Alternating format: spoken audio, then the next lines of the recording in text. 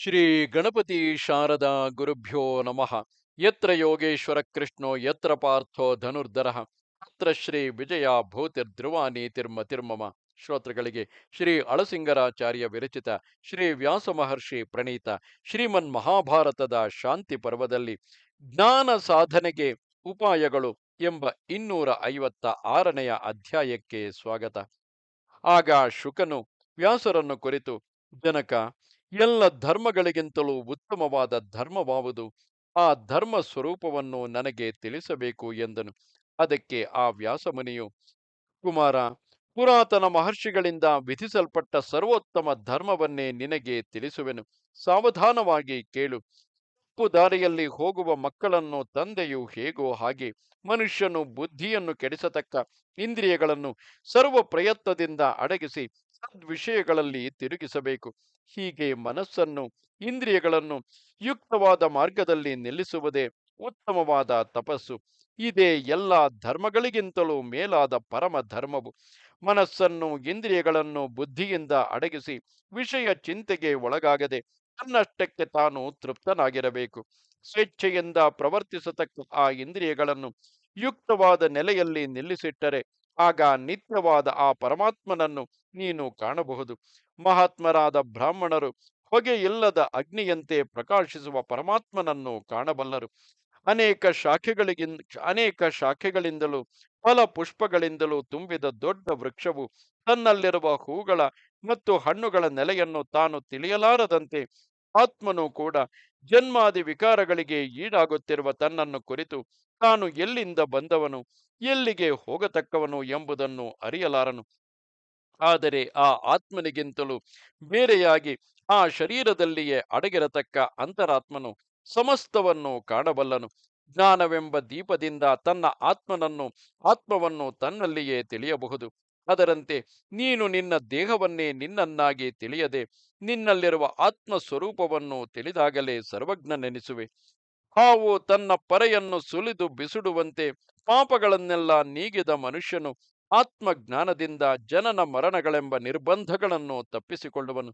ಕುಮಾರ, ಸಂಸಾರವೆಂಬುದು ದೊಡ್ಡ ನದಿ ಪ್ರವಾಹವು. ಅದು ಮಹಾಭಯಂಕರವಾದುದು, ನಾನಾ ಮುಖವಾಗಿ ಹರಿಯತಕ್ಕದು.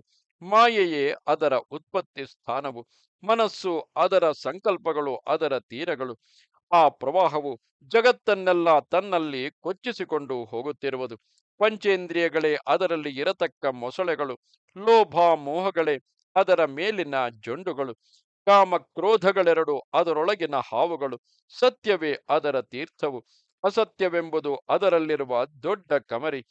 ಕೋಪವೆಂಬುದೇ ಅದರ ಕೆಸರು, ಅದು ಮಹಾವೇಗದಿಂದ ಓಡುವುದು.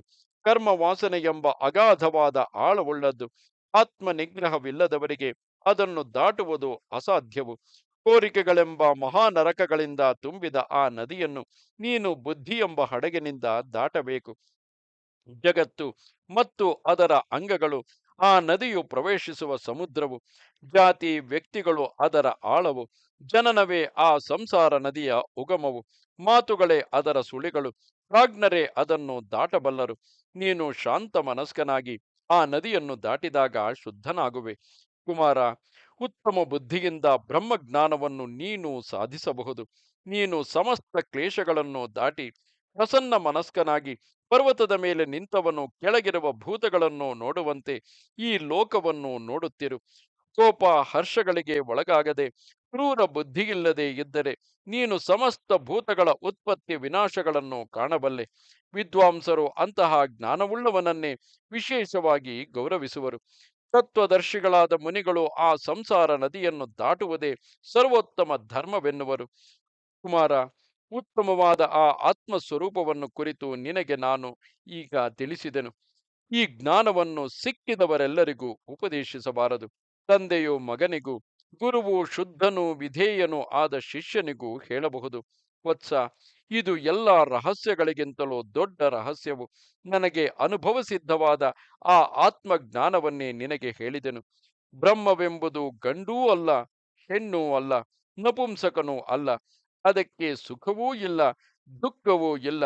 ಅದು ತ್ರಿಕಾಲಕ್ಕೂ ಸಂಬಂಧಪಟ್ಟದು.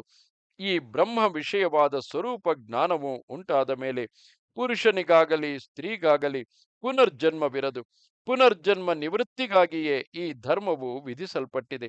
ಸಮಸ್ತ ಮತಗಳ ಯಥಾವತ್ತಾದ ಈ ತತ್ವವನ್ನು ನಾನು ನಿನಗೆ ತಿಳಿಸಿದೆನು. ಆದರೆ ಆ ಮತಭೇದಗಳು ಕೆಲವು ವೇಳೆ ಫಲಕಾರಿಯಾಗಬಹುದು, ಕೆಲವು ವೇಳೆ ಫಲಕಾರಿಯಾಗದಿರಬಹುದು.